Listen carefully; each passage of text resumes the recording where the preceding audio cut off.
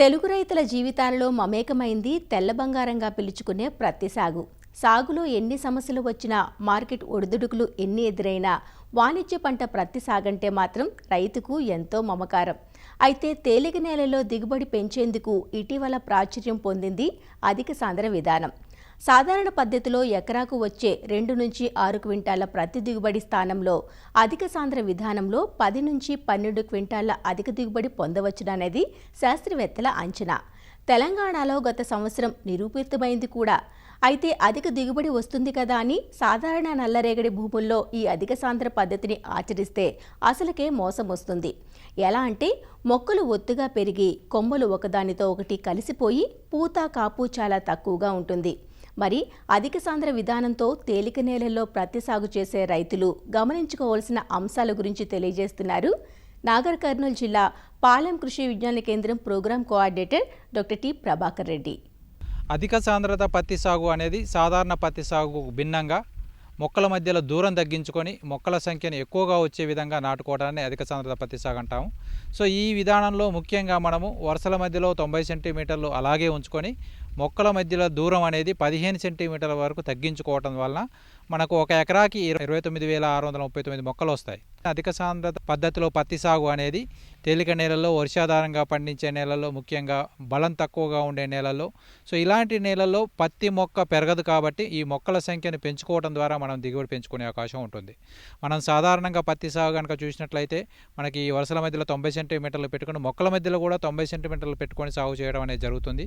So ఈ విధంగా సాగు చేయడం వల్ల ఒక ఎకరాకి 4,900 వరకు మొక్కలు వచ్చే అవకాశం ఉంటుంది.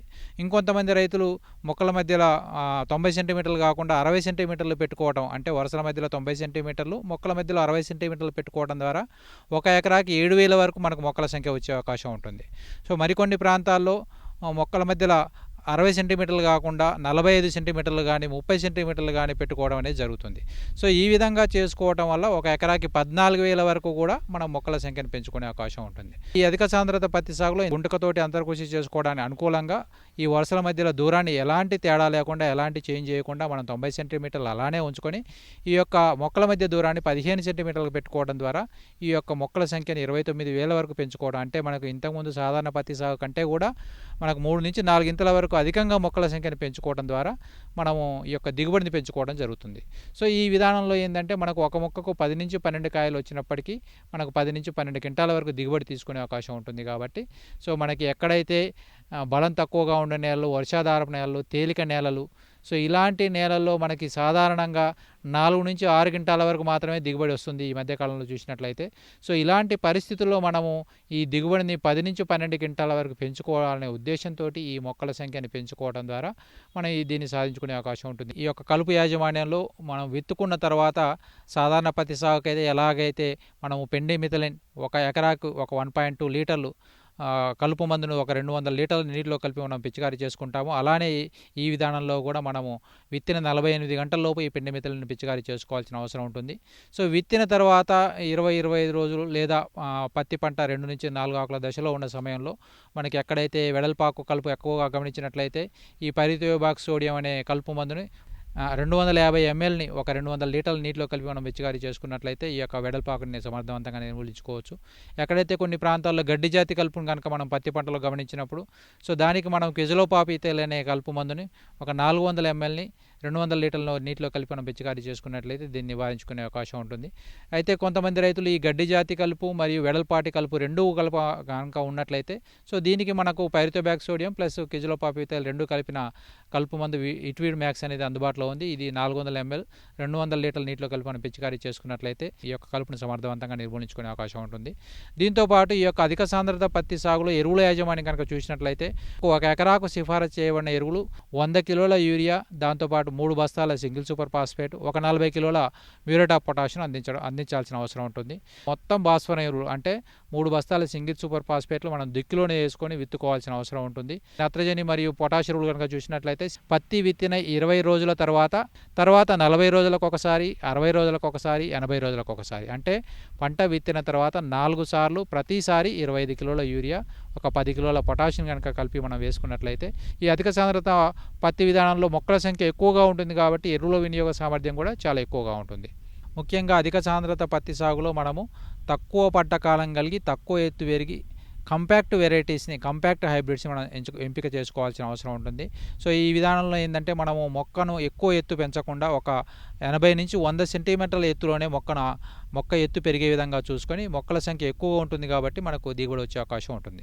సో ఈ విధంగా మనం మొక్కల ఎత్తుని మనం నిరోధించడానికి ఈ యొక్క పెరుగుదలను నియంత్రించే హార్మోన్లైన మెపిక్వాట్ క్లోరైడ్ని మనం పిచికారీ చేసుకోవాల్సిన అవసరం ఉంటుంది. పంట విత్తిన 40-45 రోజుల తర్వాత 1 ml మెపిక్వాట్ క్లోరైడ్ 1 లీటర్ నీటిలో కలుపుకొని సో మనం పిచికారీ చేసుకున్నట్లయితే మనం పంట ఎత్తుని నిరోధించుకునే అవకాశం ఉంటుంది.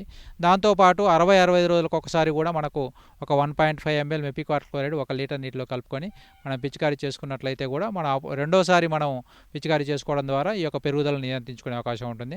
అయితే కొన్నిసార్లు మనకు అధిక వర్షపాతం మనకు కనుక సీజన్లో కురిచినప్పుడు పత్తి పంట పెరుగుదల అనేది ఎక్కువగా వచ్చే అవకాశం ఉంటుంది. కాబట్టి కొన్నిసార్లు అవసరమైన సందర్భాల్లో మూడోసారి కూడా ఈ యొక్క మెపిక్వాట్ క్లోరైడ్ని 2 ml 1 లీటర్ నీటి కలిపి మనం పిచికారీ చేసుకున్నట్లయితే కూడా ఈ యొక్క పెరుగుదలను మనం నియంత్రించుకునే అవకాశం ఉంటుంది. సో ఎప్పుడైతే మనం పెరుగుదలను నియంత్రించుకుంటే ఈ పూత అంతా గూడ అంతా కూడా ఒకేసారి పక్వానికి రావటం, ఒకేసారి కాయలుగా కన్వర్ట్ కావటం, ఈ కాయల బరువు కూడా ఒకేసారి ఉండటం, సో ఒకేసారి కోతకు రావటం అనేది జరుగుతుంది. అందువల్ల ఈ అధిక సాంద్రత పత్తి సాగులో మనం ఒకేసారి పక్వానికి వచ్చి ఒకేసారి మనం పత్తి తీసుకునే అవకాశం ఉంటుంది. కొంత ఏదైనా మిగిలితే రెండోసారి కూడా మనం పత్తి తీసుకునే అవకాశం ఉంటుంది. ముఖ్యంగా ఈ అధిక సాంద్రత పత్తి సాగు తీసుకోవడానికి ప్రధాన ఉద్దేశం యాంత్రీకరణ. ముఖ్యంగా ఇందులో మనకు 2 రకాల యంత్రాలు అందుబాటులోకి వచ్చాయి. ఒకటి మనకి విత్తుకునేటప్పుడు వ్యాక్యూమ్ ప్లాంటర్స్, దీన్నే న్యూమాటిక్ ప్లాంటర్స్ అంటాము. ఈ యొక్క వ్యాక్యూమ్ ప్లాంటర్ ద్వారా మనం విత్తుకున్నట్లయితే సరైన దూరంలో మనకు మొక్కల సంఖ్యను పెట్టుకునే అవకాశం ఉంటుంది. సో ఈ కూలీల కొరతను అధిగమించడానికి మనం ఈ యొక్క పత్తి ఏరడానికి కూడా ఈ యొక్క పత్తి తీసే యంత్రాలను అందుబాటులోకి తీసుకురావడానికి ఈ అధిక సాంద్రత పత్తి సాగులో విత్తుకున్నట్లయితే సో ఒకేసారి పక్వానికి వస్తుంది. కాబట్టి రాబోయే కాలంలో మనం ఈ యొక్క పత్తి తీసే యంత్రాల ద్వారా కూడా మనం ఒకేసారి విత్తుకునే అవకాశం ఉంటుంది. ఈ అధిక సాంద్రత పత్తి సాగులో ముఖ్యంగా లాభాలు కనుక మనం గమనించినట్లయితే మనము పంటను 135 నుంచి 150 రోజుల్లో, అంటే మనము దగ్గరగా 150 రోజుల్లోనే పంట కంప్లీట్ చేసుకునే అవకాశం ఉంటుంది. అంటే నవంబర్ నెల చివరిలోపు మనం పంటను కంప్లీట్ చేసుకొని రెండో పంటలైన వేరుశనగ లేదా మొక్కజొన్న పంటలను సరైన సమయంలో విత్తుకునే అవకాశం ఉంటుంది. గులాబీ రంగు పురుగును తాకిడిని నివారించుకునే అవకాశం ఉంటుంది. దాంతోపాటు ఈ యొక్క యాంత్రీకరణకు అనుకూలంగా ఉంటుంది. సో దీంతో మనకి ఈ యొక్క తేలిక నేలల్లో బలం తక్కువగా ఉండే ఈ యొక్క వర్షాధారపు పత్తి పండించే భూముల్లో మనం అధిక దిగుబడి సాధించుకోవడానికి ఈ యొక్క అధిక సాంద్రత పత్తి సాగు అనేది ఎంతో ఉపయోగపడుతుంది.